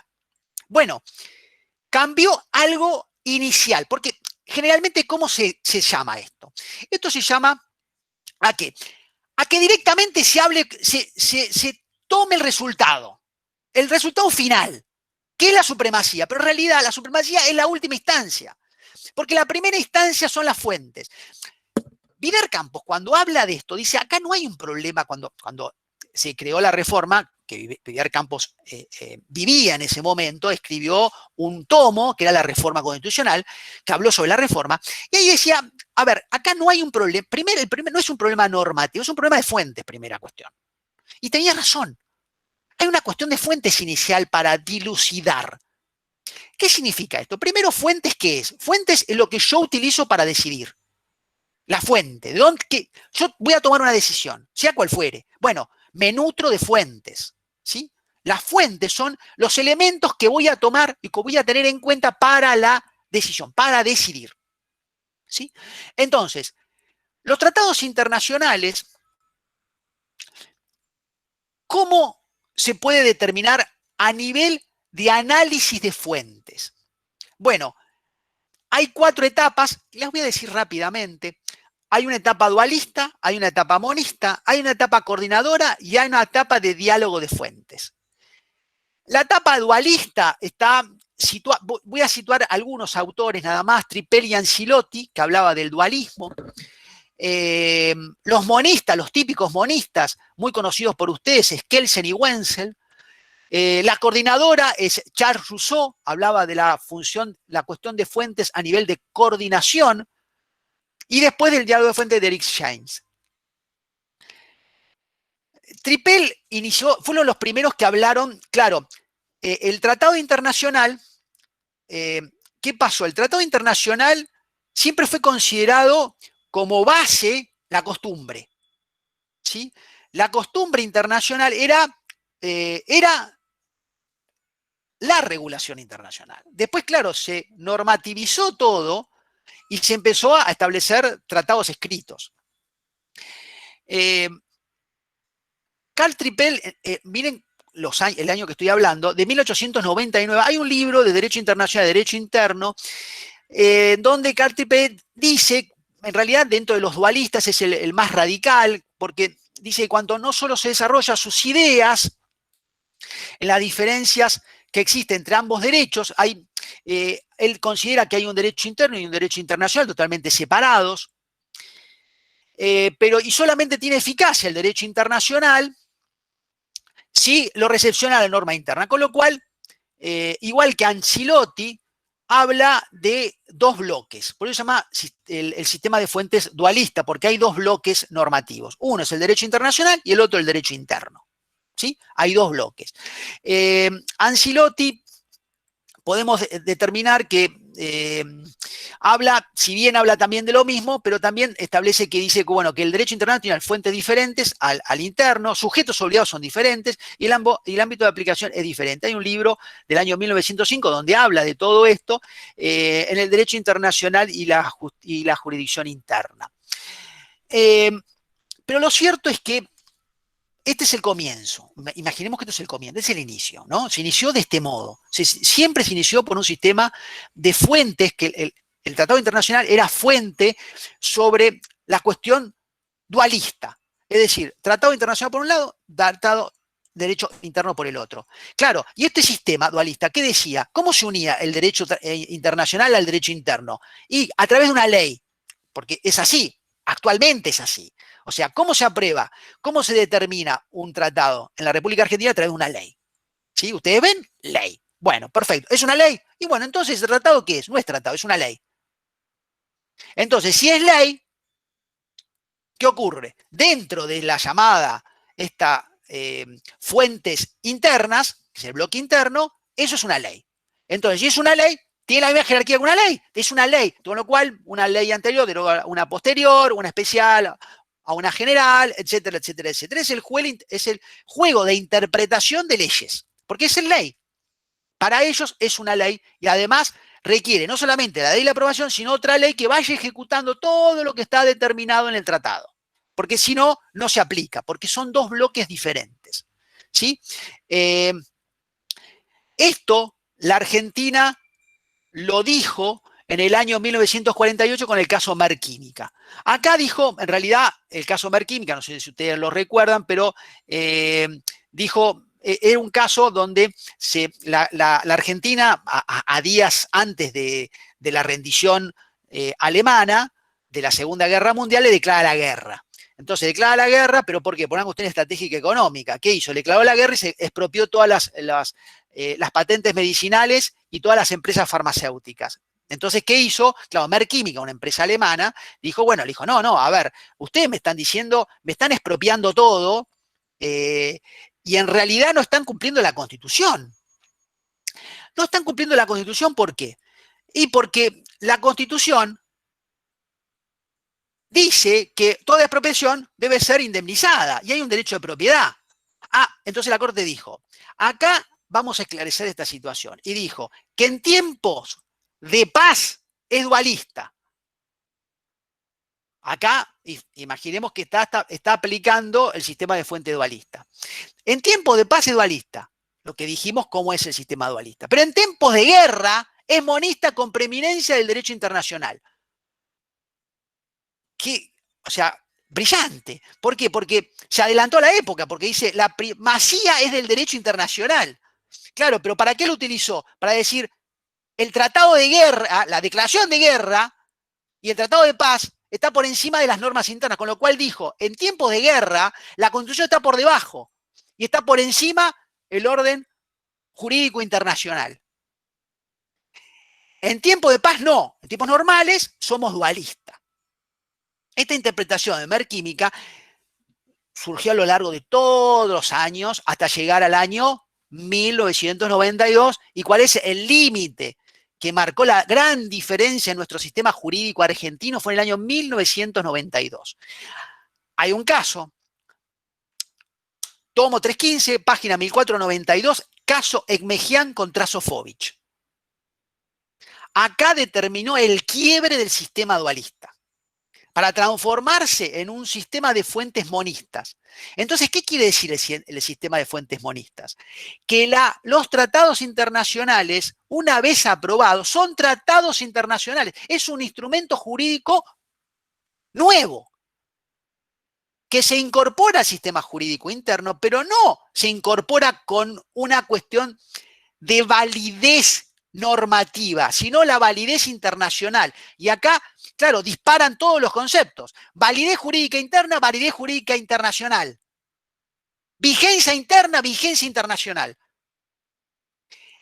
En el caso de Ekmejian, y además establece que los tratados son firmados y suscritos para cumplirse. Y cita el Pacta Sunt Servanda, el Ius Cogens de la Convención de Viena, artículo 27. De la Convención de Viena, que ningún Estado puede evadir el cumplimiento de una obligación internacional por el cumplimiento de una norma interna, sea cual fuere la jerarquía de esa norma interna. ¿Sí? Entonces, en este caso en Mejía, que fue obviamente antes de la reforma, con lo cual todo lo que está transcripto en el 75 y 22 no fue creación de los constituyentes. Lo tomó, que en su gran mayoría lo tomó de la jurisprudencia. Lo que ha pasado en la Convención Constituyente del año 94, que todas las cuestiones tomadas por los constituyentes fueron anticipadas por la jurisprudencia, es decir, la justicia, el Poder Judicial, fueron los verdaderos precursores de esta reforma. Son los que se anticiparon a la reforma y en realidad eran cuestiones ya tomadas como la Constitución misma. Entonces ya no tenía forma de que primero volver atrás, obviamente, sino dar un paso más adelante. Y bueno, dieron un paso más adelante con el 75 inciso 22. Entonces, ¿qué hicieron? Primero transformaron el sistema de fuentes. Ya hoy cuando decimos fuentes, las fuentes para nuestro sistema, ya hoy tenemos que hablar de un sistema monista. ¿Sí? Un sistema monista donde los tratados internacionales tienen su propio valor, su propia aplicación, no requiere de una aplicación, porque además acá también da pie a otra cosa. ¿Se acuerdan que nosotros dijimos que no hay más normas constitucionales programáticas operativas? Hay un libro, La Fuerza Normativa de la Constitución, de Vidar Campos, ahora que me hicieron acordar de Vidar Campos, donde habla justamente de esto. Dice que las normas operativas y programáticas no existen. O sea, no existe más esa definición, porque la Constitución es una gran norma aplicable. No hay dentro de la norma cuestiones aplicables e inaplicables. Hay de cumplimiento imposible, pero no significa que son programáticas. Son de cumplimiento imposible. ¿Por qué? Porque, por ejemplo, un juez no puede, por más que no haya norma, establecer un juicio por jurado y crear un juicio por jurado. Necesita una regulación. Bueno, hay muchos ejemplos. Pero lo cierto es que los tratados internacionales es algo muy, muy interesante para conversar. Yo solamente los que le voy a decir es de los tratados internacionales como para ir avanzando. ¿Se acuerdan que dijimos que hay una tercera posición como para ir terminando el tema de fuentes? Hay una tercera posición que se llama Coordinadora de Charles Rousseau. Hay un libro de Droit International Public del año 1953 de Charles Rousseau, donde habla del derecho internacional, es un derecho de coordinación de voluntades de sus sujetos. ¿Sí? Es una cuestión de coordinación, más que de supremacía de aplicación. ¿Sí? Si bien defiende el derecho internacional, el cumplimiento, pero no lo hace por medio de nulificaciones, por medio de una norma esté por encima de otra, sino por medio de derecho de coordinación. No en una relación de conflictos, habla Charles Rousseau. Es un derecho de coordinación y de cooperación, que es la característica de todo derecho internacional, la cooperación internacional, y no se puede hablar de nulificación. Esa es una interesante postura que hace un avance más, un paso más al sistema monista, porque dice que es monista, sigue la fuente monista, pero en realidad en una forma de coordinación, no de nulificación, sino dentro de la fuente yo tengo una determinada fuente y otra determinada fuente, que una nulifica a la otra, sino es una fuentes de armonización y de aplicación. Y esto después lo vamos a ver el otro jueves cuando hablemos de otros temas, también habla que es sobre el control de constitucionalidad.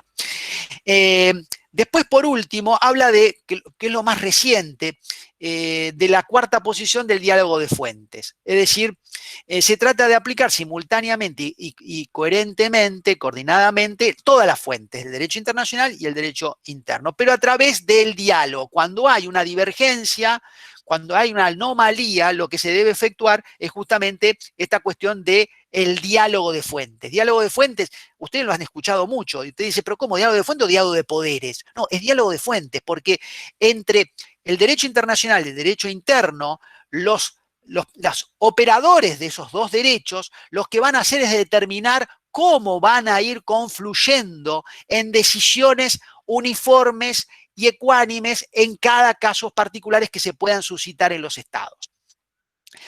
Ahora bien, yo quiero establecer una cuestión también importante en esto. Ya hablamos de la cuarta posición del tema de fuentes, pero tenemos que hablar ahora de cómo diagramamos esto que nosotros teníamos hasta hace muy poco. Hablamos de una pirámide normativa, que ahora sí, ya pasamos a otra etapa. Ya hablamos de fuentes, ya sabemos cómo está compuesta la fuente, cómo la utilizamos ¿de qué modo? Acuérdense, de coordinación, con esta idea, acuérdense que estamos hablando ya del monismo seguido por lo que habíamos dicho de Kelsen y Welsen, con ciertas diferencias entre uno y otro, pero lo cierto es que también tenemos el monismo a través de una cuestión de armonización y una cuestión de diálogo de fuentes. Ahora bien, vamos a lo normativo. ¿Qué quiero decir con esto? Hasta ahora dijimos que estamos en un sistema, hoy estamos en un sistema monista. ¿Qué significa monista? Hay un bloque normativo, no hay dos bloques normativos, hay uno solo. Bueno, en ese bloque normativo que está compuesto por un solo bloque, tenemos que determinar el formato geométrico que le vamos a dar. Nosotros, claro, estamos muy acostumbrados, yo me acuerdo cuando estudié Derecho Constitucional, se hablaba de la pirámide, y ustedes también lo habrán escuchado, no sé si son tan viejos como yo, pero lo cierto es que ustedes habrán escuchado de la pirámide normativa, la pirámide de Kelsen, que fue de Merck, que nunca dijo que hay una pirámide normativa. Incluso ya Kelsen hablaba de la supremacía del derecho internacional en las fuentes, con lo cual nunca puede haber una pirámide. Pero lo cierto es que siempre malas traducciones. Incluso se dice que Kelsen es el creador de la justicia constitucional y fueron sus discípulos que lo tradujeron en francés cuando usaron sinónimos de jurisdicción y justicia, jurisdicción y justicia, jurisdicción y justicia. Como lo usaron como sinónimos, no entendían muy bien si había una diferencia, lo utilizaron. Entonces dijeron, la justicia constitucional fue creada por Kelsen. En realidad, él estaba en contra, porque la palabra justicia, él escribió un libro que dice ¿qué es la justicia? Es un libro muy chiquito que les recomiendo, es fabuloso, que dice la justicia, ¿qué es la justicia? ¿Qué significa justicia? ¿Qué es justicia? Entonces, imaginemos que ya escribió un libro para refutar todo lo que decían sus discípulos de la justicia, de la palabra justicia, para asemejarla a la Constitución, para establecer que habla siempre de jurisdicción constitucional. Bueno, lo cierto de todo esto es que tenemos que darle formato. ¿Qué formato le damos? Ya dijimos, no utilicemos más la pirámide. ¿Pero por qué no utilicemos más la pirámide? Y claro, obvio, porque en la pirámide se basa, inventada por Merck, que la punta está sola, la Constitución, está aislada. Entonces ya no hay más pirámide. ¿Por qué? Porque estamos hablando que en la pirámide, la parte más alta, hay un bloque constitucional, el que ustedes conocen como bloque constitucional, conformado justamente con la Constitución y los 10 instrumentos internacionales con jerarquía constitucional establecidos en la Constitución, que después se incorporaron 3 tratados más, con un sistema que yo digo semicerrado de reforma constitucional, porque hasta ahora nosotros teníamos un constituyente cerrado, es decir, cuando terminaba su función se cerraba la Constitución y no se podía tocar la Constitución. Ahora tenemos una semiabierta, porque en realidad le estamos incorporando cosas a la Constitución, porque le estamos diciendo que en el 75 se hizo 22, también existen otros tratados en el 75-22 que antes era impensado, establecerle palabras en la Constitución que los constituyentes no establecían. Entonces, lo cierto es que se le incorporaron 10 instrumentos y 3 con posterioridad: desaparición forzada de personas, imprescriptibilidad y discapacidad. Lo cierto es que ahora, entonces, nosotros lo que tenemos es una que, muy comúnmente, algo muy gracioso, que, bueno, se les iba a pasar ahora con Filmina, pero yo no soy muy buen dibujante, es un trapecio normativo. Hoy lo que podemos hablar, que en nuestro país existe el trapecio normativo.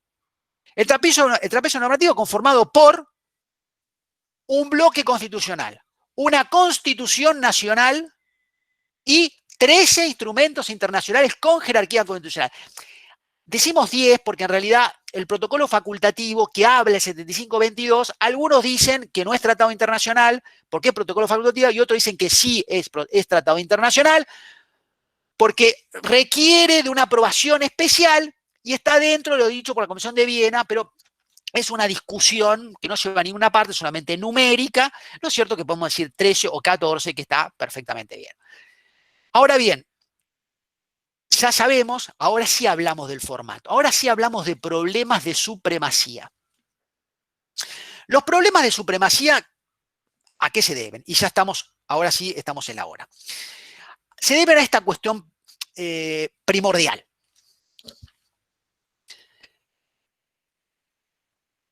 Que ya tenemos que ir abandonando. ¿A qué me estoy refiriendo? Ya no existe, en realidad ya dijimos, trapecio, o sea, al que le gusta el positivismo a ultranza, el kelseniano a ultranza, bueno, ahí tiene. Transformemos el trapecio y por lo menos en el positivismo absoluto tenemos el trapecio normativo. ¿Correcto? Muy bien. Vamos a pensar un poquito más en este aspecto. Acá es una cuestión de normas. ¿Existe conflicto de normas hoy? ¿Podemos hablar de conflictos de normas hoy? ¿O debemos pensar ya de un modo, siglo XXI, de un modo diferente? Es cambiar el chip. Ya sacamos conflicto de normas y lo que tenemos que hablar es de conflicto de derechos. Tenemos que hablar de que nuestro objetivo principal hoy son los derechos. Si son porque nosotros lo que tenemos que hacer es proteger el derecho. O sea, imaginemos que la idea de transformar tratados internacionales con jerarquía constitucional, recuerden que siempre son sobre derechos humanos. Nuestro país no puede incorporar como tratado internacional cualquier tratado que no sea sobre derechos humanos. Por eso lo que se aprobó ahora en septiembre, que no sé si ustedes han escuchado, el acuerdo de Escazú, que es sumamente importante lo que va a pasar ahí, al tema que modifica la tutela judicial efectiva, modifica lo que podemos denominar la justicia ambiental, ¿sí? Pero en fin, acá lo que tenemos, porque se dice, no, pero no es derechos humanos, el ambiente no es derecho humano. No, ojo, hay un protocolo de San Salvador, artículo 11, que marca que los derechos humanos, los derechos al ambiente son derechos humanos. ¿Sí? Ojo con el 11 del protocolo de San Salvador, que es un protocolo facultativo de la Convención Americana de Derechos Humanos, el Pacto San José de Costa Rica. Muy bien, pero apartemos eso, vayamos a esto, así lo terminamos, esta idea que quiero transmitirle. Si nosotros decimos que la supremacía, ya no hay supremacía de normas, sino una supremacía de derechos, y en la cúspide están los derechos humanos, ya no hay un conflicto normativo, ya hay un conflicto de derechos. Es decir, yo tengo como último estandarte, como supremo, el derecho. ¿Qué? Además decimos, ¿qué derecho? Bueno, derechos humanos. Ahora bien, a nosotros nos importa que el derecho humano que vamos a proteger, que vamos a decir, bueno, este es el derecho humano que yo voy a establecer como prioritario, ¿sí? Que esté en la Constitución, que esté en un tratado, es una cuestión anecdótica, porque en realidad lo que estamos protegiendo es el derecho. Si nosotros, porque corremos el riesgo de que si nosotros nos basamos en un sistema positivista, yo he hablado de un neo-iusnaturalismo, que es la base de todo esto, ¿sí? No digo yo, lo dice Dworkin, lo dicen grandes pensadores, que hablan de un nuevo iusnaturalismo ligado a los derechos humanos. Porque si no, la discusión de que si es una norma u otra nos puede llevar a terrenos inhóspitos. Porque imaginemos que con los recursos disponibles, muchos estados pueden desconocer los derechos humanos y están amparados en el artículo 26 de la Convención Americana de Derechos Humanos. Los recursos disponibles. Pero si nosotros tenemos otro chip y decimos, no, acá no me importan los recursos, acá lo que yo busco son la protección de los derechos. No veo cuál es yo después busco qué norma. Porque si nosotros nos centralizamos en una ducha, porque nosotros podemos hablar de que los tratados internacionales tienen muchos requisitos para tener jerarquía constitucional. Tienen los requisitos de vigencia, porque el 75, 22, acuérdense que dice vigencia. O sea, la Constitución dice, estos tratados tienen jerarquía de acuerdo a, acá que vigencia, son complementarios y no derogan artículo de la primera parte de la Constitución, porque es la parte dogmática, no la deroga. Con lo cual tenemos tres elementos que están marcados en el 75, 18, 22 para determinar si estos tratados internacionales con jerarquía constitucional lo ponemos a aplicar con jerarquía constitucional. No lo digo yo, lo dice el 75, 22. ¿Sí? De acuerdo a su vigencia, son complementarios y además no derogan. Entonces, si tiene todos esos antecedentes, lo más adecuado es seguirlo por un principio, llamado principio pro homine. Ese es el principio rector. En realidad hay una supremacía de derechos humanos donde el rector son los principios pro homine. Ahora bien, ¿y qué aplicamos? Bueno, debemos aplicar herramientas para ello. Pero no lo quiero decir ahora, vamos a la próxima clase. Pero lo único que les quiero decir es esto. En el tema de supremacía constitucional, lo dije muy rápidamente, lo cierto, si quieren, después retomamos y si ustedes pensaron todo lo que dije, hablamos y conversamos. Pero lo cierto es que actualmente en la justicia constitucional del mundo se habla de supremacía de derechos y de diálogo de fuentes. Eso es lo que se habla hoy. Hoy el tema en el derecho constitucional en el mundo son el diálogo de fuentes. El diálogo de fuentes y los derechos humanos. ¿Sí? Los derechos humanos como órgano supremo de protección. Que los órganos políticos tienen como prioridad suprema su protección. Entonces, ya determinar, si nosotros vemos, a ver, si lo dice tal norma, pero no lo dice el tratado, o lo dice el tratado, pero no lo dice la Constitución, nos perdemos el tiempo y nos desviamos en el verdadero objetivo que es el derecho humano. Porque por establecer a ver qué norma aplicamos en cada caso en particular, nos desviamos en el derecho. ¿Sí? Y cuando aplicamos el derecho, después le sigue todo el resto. ¿Qué le sigue? El control de constitucionalidad, el control de convencionalidad, y ahí se las dejo como para cerrar la lid constitucional. Son todas las herramientas que yo voy a tener con posterioridad. ¿A qué? A considerar en esta nueva ideología de pensamientos donde no podemos hablar de conflictos normativos cuando verdaderamente el verdadero objetivo es la protección de los derechos humanos. ¿Sí?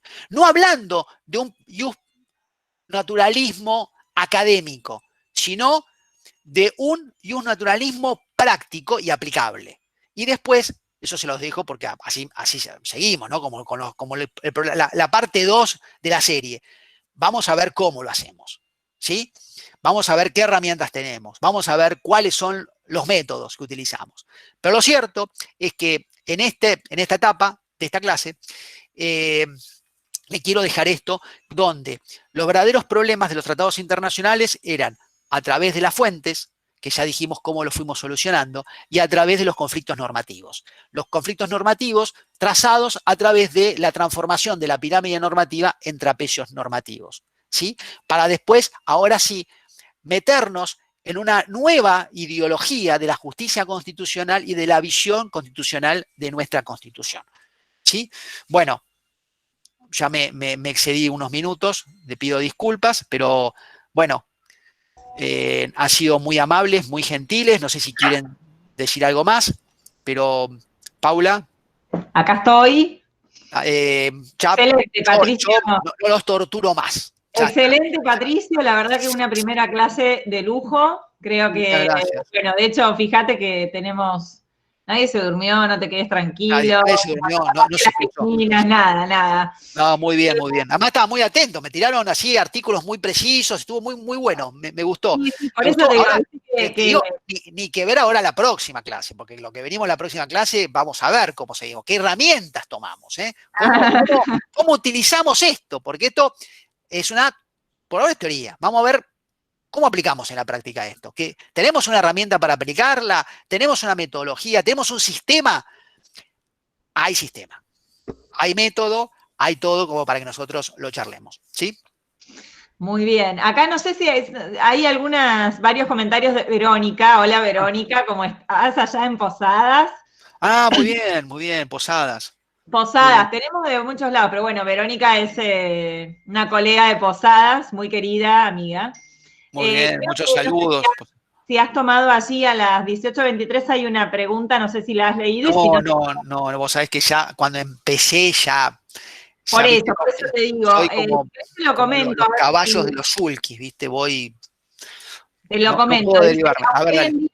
Por ejemplo, con el convenio de la Haya sobre responsabilidad por productos al que la Argentina no se adhirió, pero al ser coherente con normativa internacional argentina, ley de defensa del consumidor, se aplica igual a modo integrativo. Más aún el convenio establece que se aplicará igual por los estados, aún si no lo han suscrito, pone Verónica aquí. Supongo que tenía que ver con el tema que estabas mencionando en ese momento.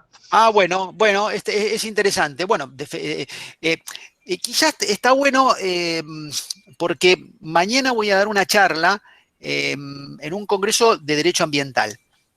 Y me dicen, ¿qué tiene que ver todo esto en lo que me está diciendo?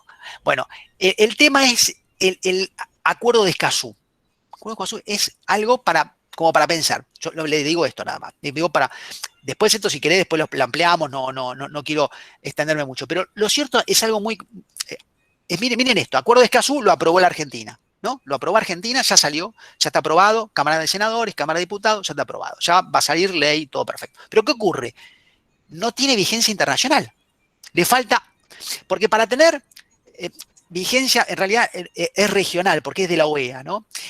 Perdón, es de las Naciones Unidas, donde es un poquito menor las exigencias que de la OEA, que son mucho menos. A ver, se necesita 12, hoy con Argentina son 11, con lo cual necesita uno más, con lo cual no tiene vigencia internacional. Entonces, digo, no tiene vigencia internacional, la Argentina lo aprueba, ¿se puede aplicar? Bueno, eso es lo que voy a hablar mañana en el CUASU. Claro, ¿por qué? Porque no tiene vigencia internacional, no tiene validez internacional. Bueno, pero ese es sumamente importante porque muy pocas veces la Argentina aprueba un tratado internamente, pero en realidad no tiene vigencia, ¿sí? No ha adquirido vigencia internacional. Bueno, se las adelanto, es que tiene una vigencia interna, porque es ley. Y cuando tiene vigencia internacional, pero no tiene vigencia interna, es un soft law. Es derecho internacional, ¿sí? Pero no tiene vigencia interna. Es un juego que en realidad es aplicable, pero en diferentes situaciones, ¿sí? Por un lado, cuando no tiene vigencia internacional y por el otro lado, cuando no tiene vigencia interna, ¿sí? Pero es, por un lado, derecho internacional y por el otro lado es derecho interno, porque es ley. Es decir, no es ley para Argentina. ¿No puedo yo mañana aplicar Acuerdo de Escazú? Ya cuando hubo ley, tiene vigencia, fue notificado en el boletín oficial, tiene vigencia, validez. Pero el derecho internacional lo que da es validez internacional, no le da validez interna. O sea, no da validez interna a un tratado internacional, ¿sí? Le da validez internacional. Internacional, es decir, ahí lo que juega es la responsabilidad internacional de Argentina, ¿sí? Cuando no cumple o cuando ya es parte, ya forma parte, ¿sí? Perfecto. Bueno. Patricio, bueno, no les robamos. Sí, más estamos tiempo, acá. vos tampoco. Que disfruten esta tarde lo que creo que ha satisfecho ampliamente las expectativas, la claridad y la exposición. Muchas gracias, del día de la fecha. Así que bueno, yo con esto, por mi parte, te agradezco mucho y esperamos entonces, nos vemos. Yo solamente esta aclaración. Luego, a todos los que están conectados, vamos a luego ver con el doctor Maranello cómo vamos a resolver bien el horario para los disertantes extranjeros. Probablemente haya una pequeña adecuación. Mira, el de México no me lo planteó. El único que me planteó fue Cucarela de España, porque en realidad creo que son como las 11 de la noche. Claro. Entonces, o sea, me dijo, lo hago en pijama si usted quiere, pero es muy tarde. No, probablemente a las 12:30, creo, una cosa así. Entonces dijo, mira, vamos a hacerlo un poquito más antes. Bueno, eso te lo dejo a vos, Paula, para que lo pienses. Nada más. Simplemente lo adelantamos igual, no recuerdo bien la fecha del doctor, pero bueno, en ese momento, esa clase probablemente la adelantemos 2 horas, por lo menos, como para que el doctor no se vaya a dormir con nosotros. Claro, pues es muy tarde. Así que bueno, después lo manejamos con Patricio y les traslado a ustedes en la próxima clase el horario de esa clase en particular. El resto va a ser siempre a las 5 de la tarde. Sí, y después, Paula, si no, no sé si podemos grabar alguna, pero quizás tampoco está bueno porque se va a perder este diálogo. Claro, ese es el problema. Está bueno porque quizás tenga una duda o algo y está bueno que ahí inmediatamente, además, Luis Cucarela es extraordinario, sabe muchísimo sobre el tema que le asignamos, con lo cual, obviamente que el tiempo se va a ir volando y está bueno que lo aprovechen, ¿no? Para nutrirse. No creo que haya problema, probablemente hagamos la clase en ese caso será por ahí a las 15 y bueno, seguramente el doctor podrá ahí acomodar un poco el horario. Sí, pero bueno, era nada más adelantarlo ya que están, igual lo vamos a... Es la última clase igual. A informar la clase que viene. Bueno, desde mi parte te vuelvo a agradecer, Patricio. Al contrario. Nos vemos nuevamente el jueves que viene, entonces, en este mismo horario, con todas y todos. Y les agradezco a todos por la conexión y la participación en el día de hoy. Que tengan todos muy buenas tardes, entonces. Muchas gracias. Gracias, Patricio, nuevamente. Igualmente. Saludos, hasta el jueves.